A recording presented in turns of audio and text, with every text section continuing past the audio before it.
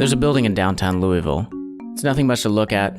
Stone, concrete, likely built in the late 60s, but it sits at a busy intersection, just one block from a major sports complex where the Louisville Cardinals play and artists like Coldplay and Lady Gaga perform. In this building, it only hosts 2 businesses inside. In both of these businesses, they are driven by their personal ethics. They both believe that they are for women, and they both believe that they are for the flourishing of society. And even though they're only separated by 8 inches of wood and drywall, they could not be farther apart. The reason is because one of these businesses is Kentucky's only abortion clinic, and the other is a pro-life crisis pregnancy center.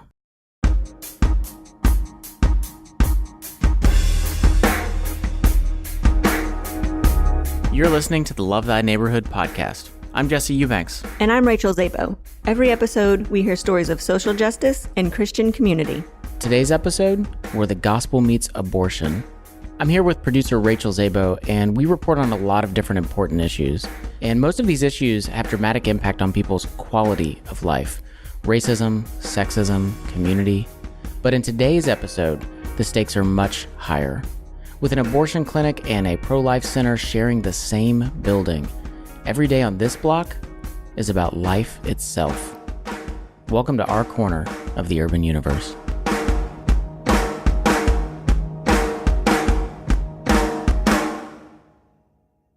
In a landmark ruling, the Supreme Court today legalized abortions. Women should be allowed to make their own decisions about their own health. The clinic was in jeopardy of being shut down by the state on Monday. The Supreme Court struck down abortion restrictions in Texas. Because I am pro-life and I will be appointing pro-life judges. Abortion. A word for most of us synonymous with politics and law. And we think that is our duty on this issue. Vote for the right candidates who will make the right kinds of laws about abortion. But the thing about laws is they're never quite enough. In the Gospel of Luke, chapter 10, a lawyer asked Jesus, "What do I need to do to have eternal life?" And Jesus basically responds by telling him, "You know the law. What's the law?" And the law was, love the Lord your God and love your neighbor as yourself. But like any good lawyer, what this man really wanted to know from Jesus was, what are the rules within this rule? What's the scope of the law? What are the implications? Who qualifies? Who's breaking the law? What he wanted were details. And abortion gets dealt with in the same way. What are the rules within the rule?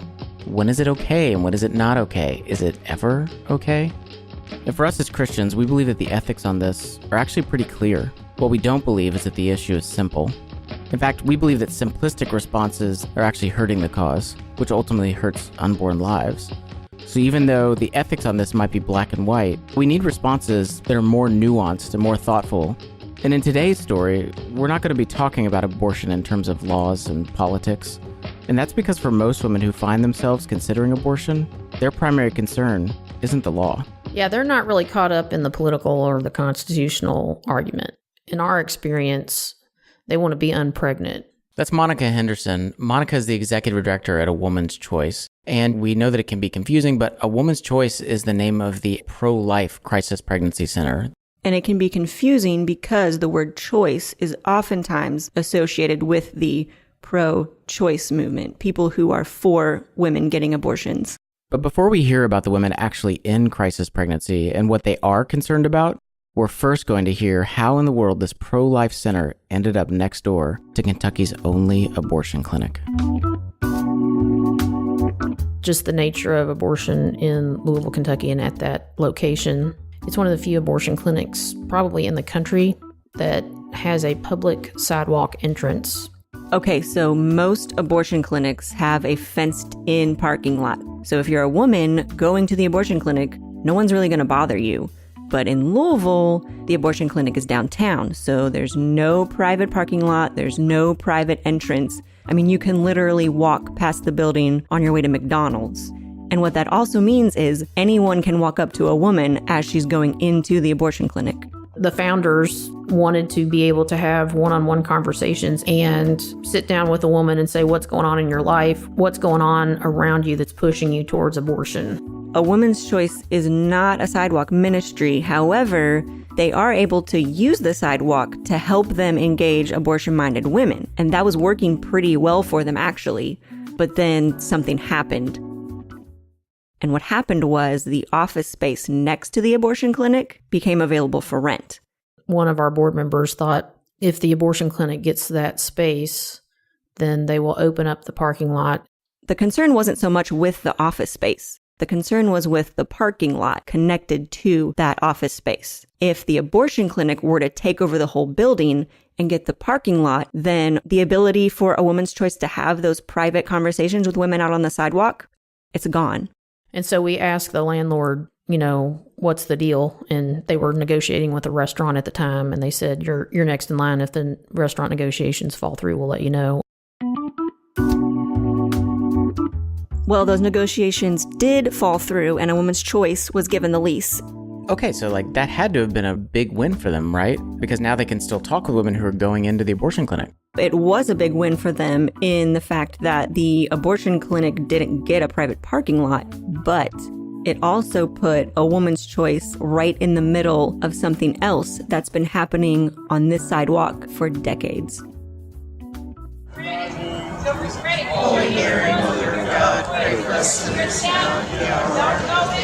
So those people are praying outside the clinic. But wait, who's the lady in the background? We want to be here for you. We want to let you know that there are great resources available. That's another pro-life activist.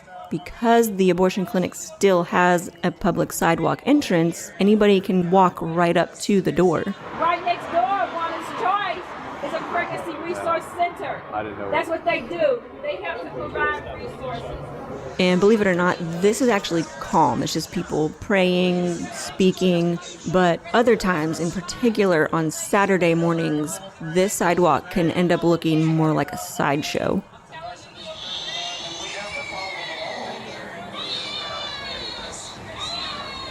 Wait, so they're playing... That is not a real baby. They're playing a recording of a crying baby. You can hear it all down the block. Gosh, that is so unsettling.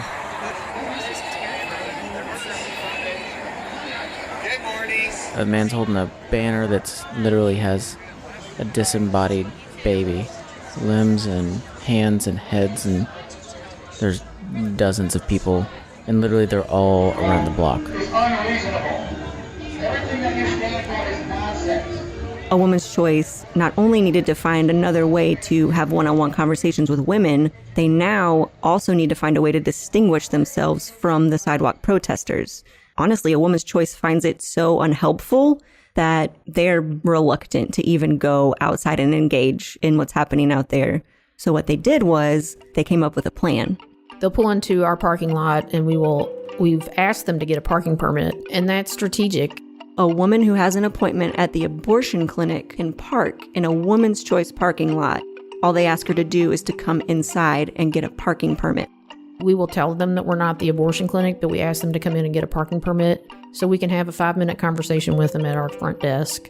They'll ask them things like, have you seen your doctor yet? Have you had an ultrasound? Are you aware of all the options that are available to you? That same quiet conversation that we would have tried to have on the sidewalk, we try to have at our front desk away from all the screaming people. And how wicked you really are. And how gravely you need the Lord Jesus Christ to heal you. The pro-life folks are not the only people out on the sidewalk. The abortion clinic also has volunteers. And in fact, some of those volunteers are willing to go to very extreme measures to make sure that a woman does not go inside of a woman's choice. We've heard for years they take your clothes and don't let you leave, which of course is illegal. Like, they believe that we lie to women, that we're deceivers. The fact that we have choice in our name is something that we're criticized for by pro-choice abortion activists.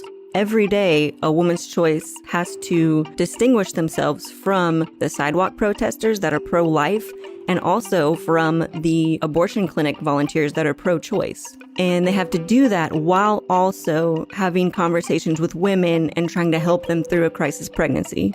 So the way a woman's choice does that is they offer things like free counseling, ultrasounds, pregnancy tests, baby items like diapers and wipes, all different kinds of resources in the hopes that these women will see that choosing life is a good and a viable option for them. They don't call it crisis pregnancy as a joke. It's a crisis.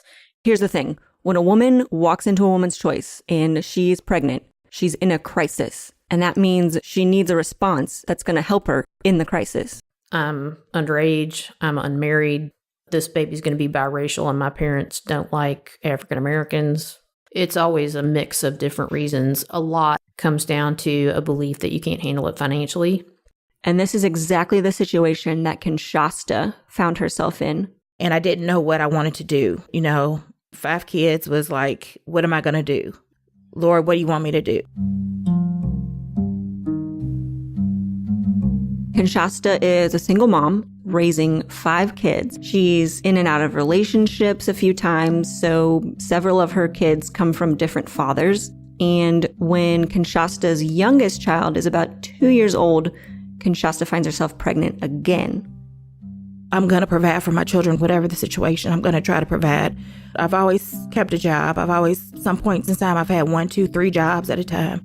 But it was just like, am I able to do this? When my wife and I became pregnant, it was a time to celebrate, a time for baby showers. It was a time where we were economically stable enough that we were excited about what was going to happen. And so for us, being pregnant was a season wrapped up in excitement and anticipation. Yeah, but if you're a single mom, already holding down multiple jobs and taking care of multiple kids, it's like an everyday constant battle because you wake up and you're thinking, and all through the day you're thinking, but at the same time you're still having to take care of your family and do the thing and function. While Kinshasta's trying to take care of her family, she's wondering what she's going to do when child number 6 arrives. In fact, one of the top 5 reasons women give for considering an abortion has to do with finances. And 75% of women who get abortions are considered poor or low income. Okay, let me interject here for a second. So Kinshasta, she is a good mom, but she's also a single mom. And I know that we have listeners who are thinking, why does this woman keep on having kids? Like, why in the world does she not stop getting pregnant with people who are not her husband? And that's true. From a moral standpoint, there is some validity there.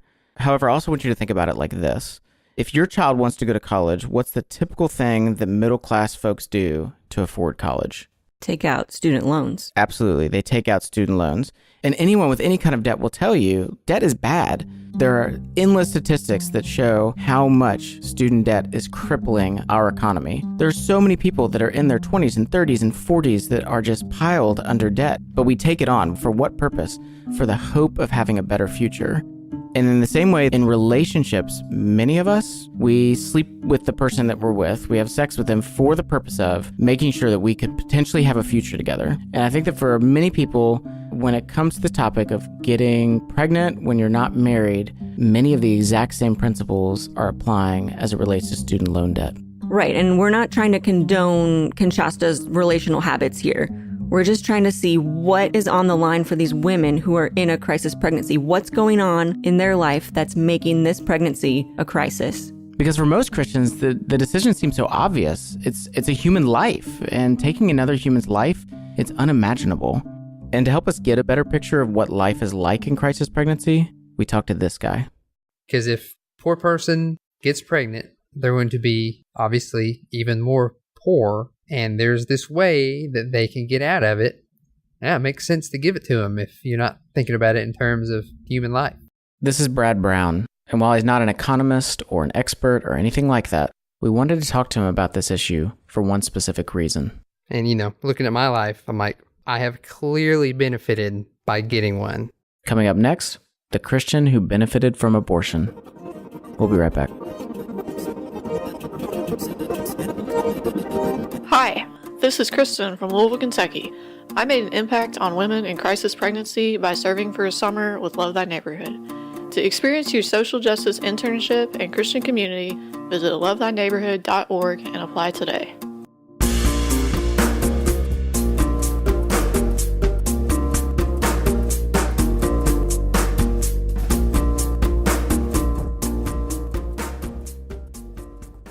Welcome back to the Love Thy Neighborhood podcast. I'm Jesse Eubanks. And I'm Rachel Zabo. Today's story, where the gospel meets abortion. We're about to hear from Brad Brown. So 17-year-old Brad was dating his first girlfriend. Brad is from rural Appalachia. Teenage pregnancy is common. Higher education is not. And Brad was on course to escape this cycle. But then one day he gets a phone call, and it's his girlfriend on the other line. And she's got some news for him. She's pregnant. Absolutely no sense of joy or happiness or excitement about that whatsoever. It was immediately, oh, crap. I might have even cried, I don't remember. But I don't think it was out of a sense of, what have I done? It was more of a, oh no, what does this mean for me? What it meant was Brad might not be able to finish high school, and he definitely would not be going to college next year like he planned. So I very quickly, without a second thought, all right, we need to figure out how to, not have this thing.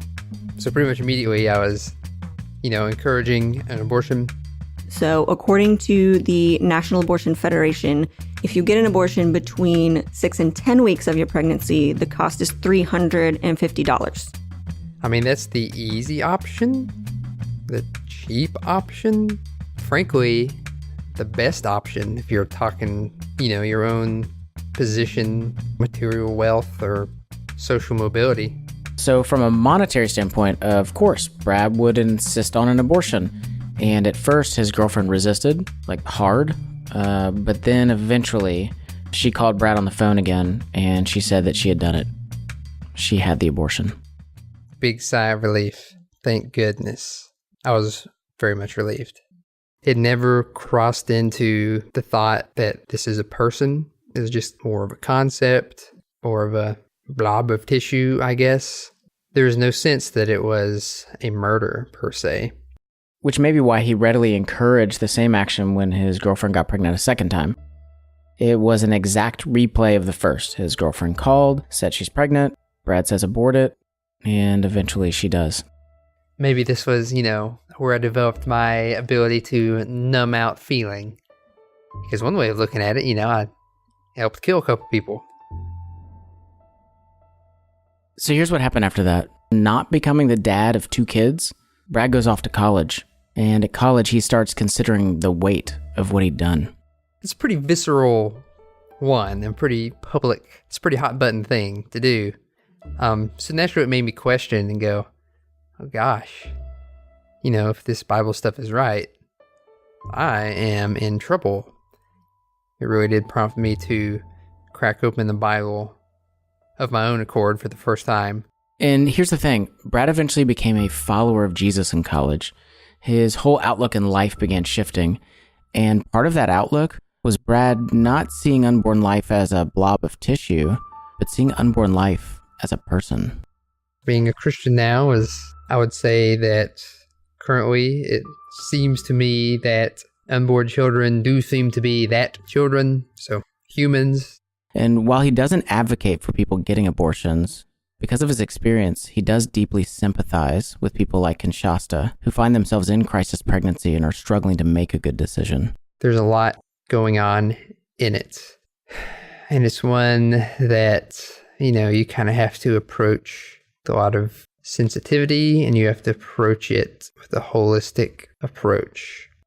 It seems to me that inside all of us, there's a scale, and that scale is related to temptation. Every hard situation that we come into contact with in life, things like being a single parent or financial hardship or the fear of our children being taken away from us, those things are heavy and they go on the scale, and the temptation grows for us to make the wrong decision. And while we in no way believe that having an abortion is a viable and good option, we believe that it's wrong.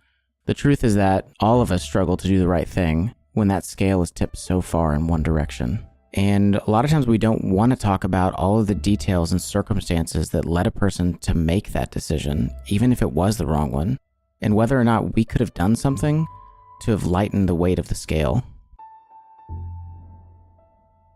And so it's these kinds of heavy things, being a single parent, having financial hardship, that are weighing on Kinshasa when she walked into a woman's choice to speak with one of their counselors. So I sat down, filled out the paperwork, and then was filling out paperwork when I got called back into one of the rooms. The counselor sits down with Kinshasa and they talk about what's going on in her life. They give her different resources and options if she wants to choose life for her baby and ways that they can help her through this crisis. But even after talking through all of that, the staff at A Woman's Choice can't make the decision Ultimately, it's Conshasta's choice. I did look at everything. I still was getting counseling. I still was doing the things, but I was just like, I can't. I don't know. I just couldn't do this again. I made that decision to abort at the time.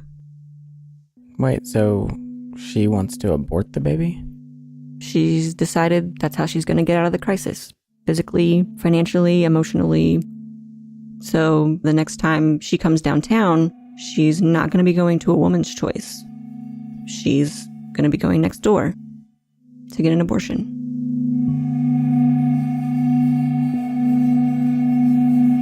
On the morning of Conshasta's appointment, one of her friends drives her to the clinic. You have to bring somebody with you. You are not allowed to come in by yourself.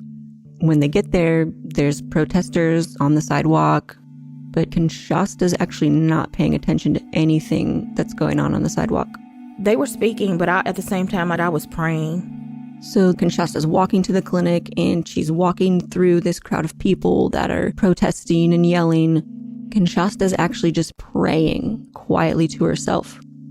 You know, just one of those hard conversations you just have, and you sit and you listen and you try to hear maybe something will go wrong or he'll intervene. Or Conshasta and her friend get to the door at the clinic.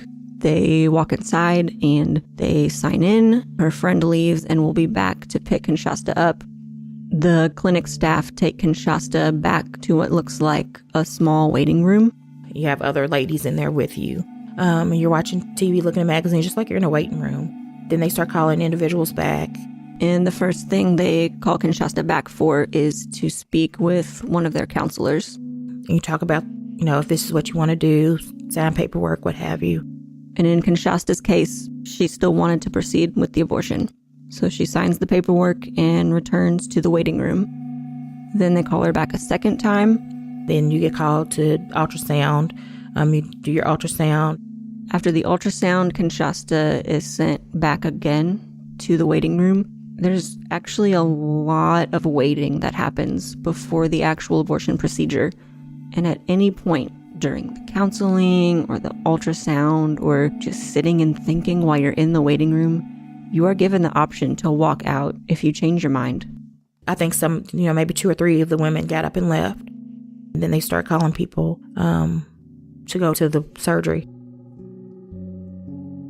There are actually 2 types of abortions. You can get a medical abortion or you can get a surgical abortion. A medical abortion is for patients who are in the early stages of their pregnancy, and what happens is they're given pills, and these pills will cause the death of the embryo, and once it is killed, it will be expelled from your body. A surgical abortion can vary in methods and procedures, but essentially what it does is it uses suction to remove the fetus or the embryo from the uterus along with the placenta and any remaining tissue connected to that fetus. So once Conshasta has the surgery and wakes up from the anesthesia, her friend has come back to the clinic and picks her up, and they go home. Like, I wasn't happy, I had it done. It was just like more or less the opposite. Like, what have you done? Maybe a little bit of anger, a little bit of guilt. Really, why did you could have done it. You could have done one more. But it's after the fact. Wow. Just to hear all of that firsthand, I mean, that is really hard to hear. Half of me feels you can hear Conshasta's pain in her voice over the whole thing and the decision she made and the guilt she feels. And then this other part of her that feels like it relieved so much tension. And then another part of her that feels like she could have another child right now. And then another part, I mean, there's so many tension points, and yeah, that is very hard. Yeah. As Conshasta was sharing this story with me, I was shocked. And, it's so easy for someone like myself who's not in the situation to immediately respond with, why couldn't she put the kid up for adoption? Or this is why abortion needs to be outlawed. Yeah, laws matter. I believe that laws matter. Laws govern our country. They give us guidance as people. But so often we end up just focusing on the law. And we have a lack of concern for the actual people that are impacted by the law. We're out of alignment. Yeah, which makes me wonder, what does it look like to really, truly be pro-life? Well, and I think the answer to really, truly being pro-life in many ways is found in adoption. I spent some time reading some different articles, and there are 3 different kind of major themes that come out as it relates to minority communities and low-income communities and adoption. And the first one is that for many low-income communities, adoption is associated with the foster care system. So while there are plenty of really wonderful foster care families out there, there are also plenty of horror stories of kids being shipped household to household and never having any sense of belonging. The second one actually pertains to the issue of race. So the idea of a woman who is minority giving birth to a child and then handing them over to a white family, there's a lot of fear and concern in that. Will my child's racial identity be accepted by you and by the culture at large? And then the third issue is the issue of shame. When a woman is pregnant for 9.5 months, everyone can see. Then all of a sudden she comes home from the hospital and she doesn't have her baby. There's a fear that other people will see her and they'll think, there's that woman who gave up her baby. But even with all those different barriers, still choosing adoption, choosing life is a beautiful thing. Yeah, in the end, we would say that it's absolutely worth it. And to illustrate that, we wanted to hear from this woman. And as soon as I said it, I was like, oh no, this is not what I do not want this. No, please, no. Basically was what was going through my mind. A secret pregnancy, a panic attack, and the beauty of choosing life. Stay with us. Hi, this is Tabitha from Lincolnton, Georgia. I made an impact on women in crisis pregnancy by serving for a year with Love Thy Neighborhood. To experience your social justice internship and Christian community, visit lovethyneighborhood.org and apply today.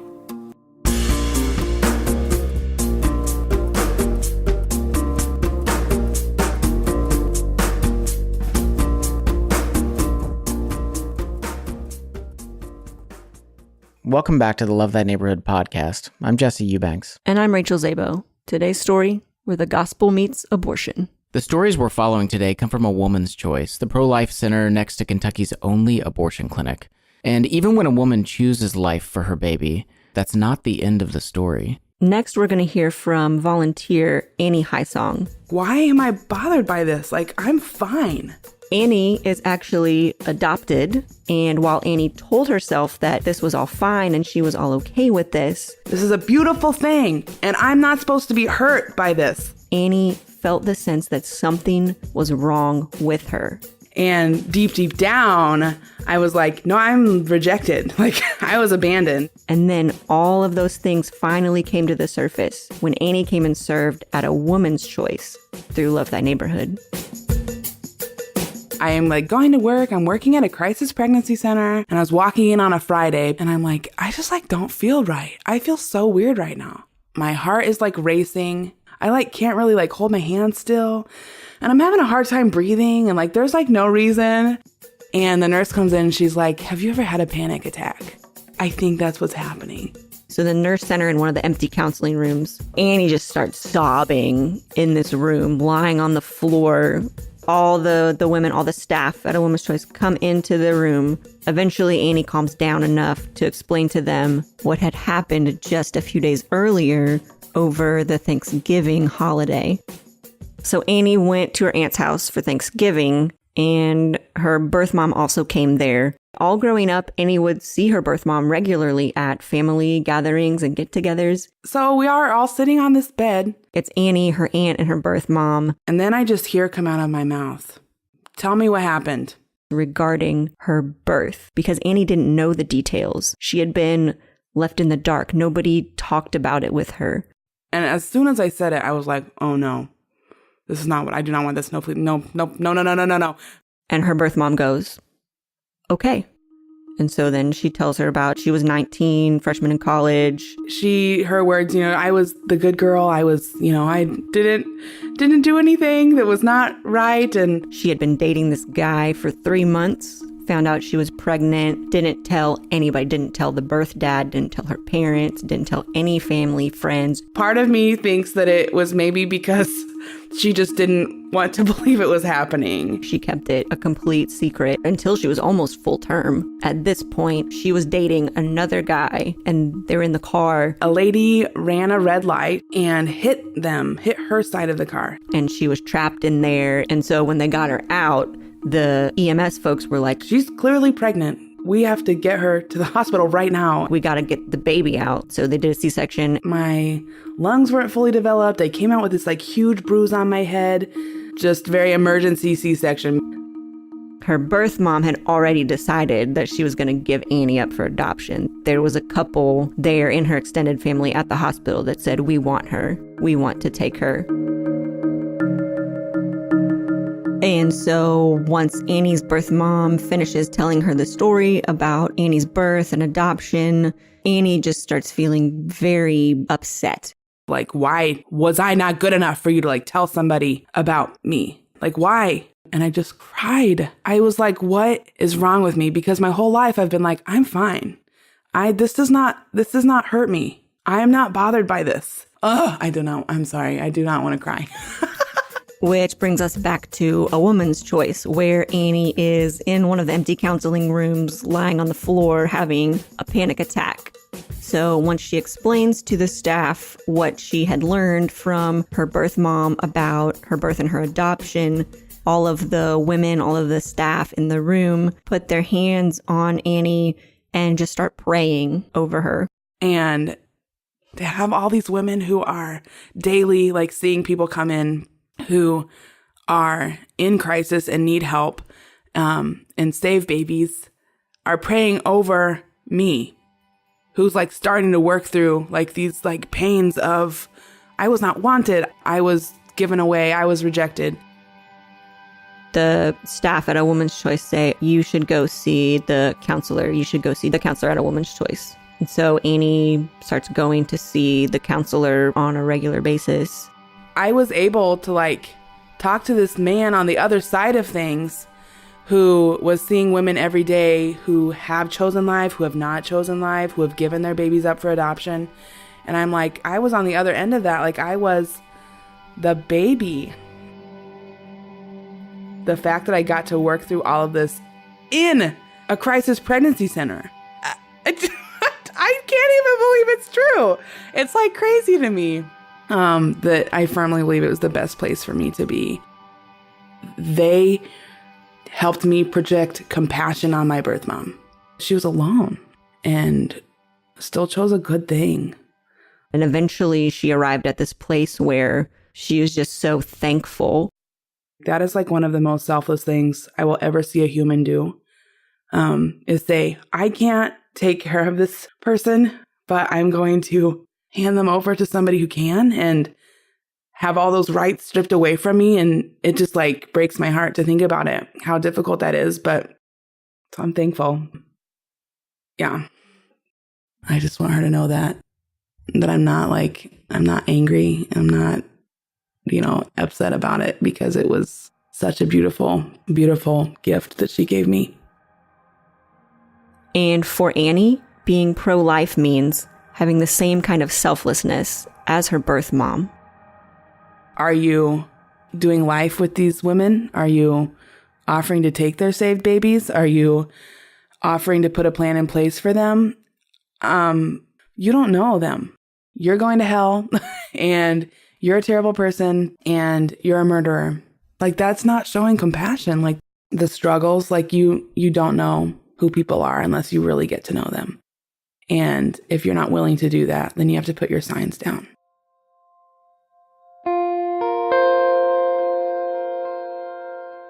One of the ways that A Woman's Choice seeks to show compassion is through a variety of different services.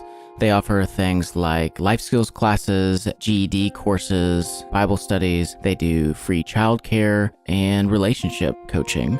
But in the midst of all these things, one of the ones that is most special and most important is actually something that both Kinshasa and Brad went through themselves, and that's a post-abortive class. This class is for women and men who have been involved in abortion, to help them process and grieve the loss and the pain that oftentimes is hidden.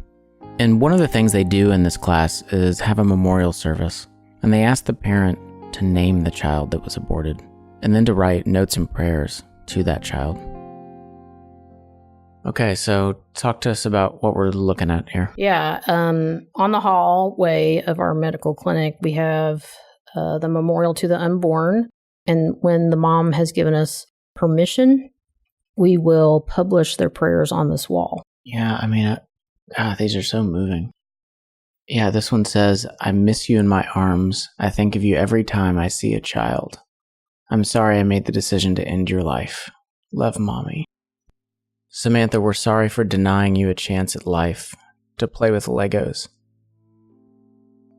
to fight with your brothers, or skin your knee, your first smile, first tooth, first steps, for denying you a chance to grow, live, and learn. We're sorry we'll have to wait so long to hold you in heaven. Love, Mom and Dad. Marcus John, if only you were here today, you would almost be 13. God, these are hard to read. I'd be driving you to basketball and then maybe out to eat. I would help you with homework and we'd watch a little TV. Before I tucked you into bed and prayed you had sweet dreams. I lost you for a lifetime, but will be with you in eternity. Love, Mommy. At the conclusion of the post-abortive class, both Brad and Kinshasa named their children. And so Brad named his 2 kids, Hector and Aura, and Kinshasa named her child Blessing. So we'd like to dedicate this episode to Hector, Aura, and Blessing.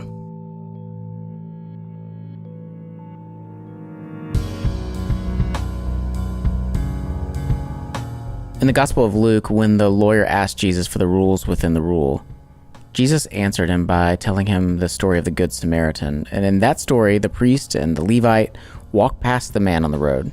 And in doing so, they keep their lawful obligations. It was against their law to touch an unclean body. But the Samaritan isn't guided by rules or laws. He's guided by compassion for the one in need. If you would like to learn more about A Woman's Choice, you can visit their website, awomanschoice.org. To get more resources on this topic or to listen to past episodes of our podcast, you can visit our website at lovethyneighborhood.org/podcast.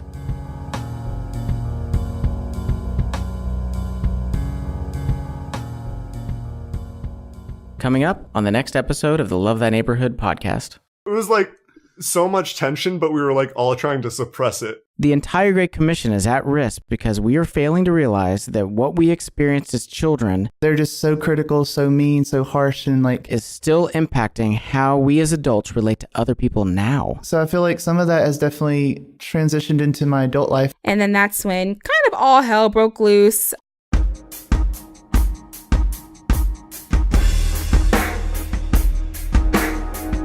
Special thank you to our interviewees for this episode, Monica Henderson, Kinshasa Reed, Brad Brown, and Annie Highsong.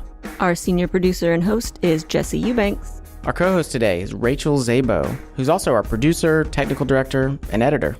Additional editing by Anna Tran. Additional audio footage comes from Natus Films. Music for today's episode comes from Lee Rosevere, Poddington Bear, Scott Holmes, and Wooden Axle.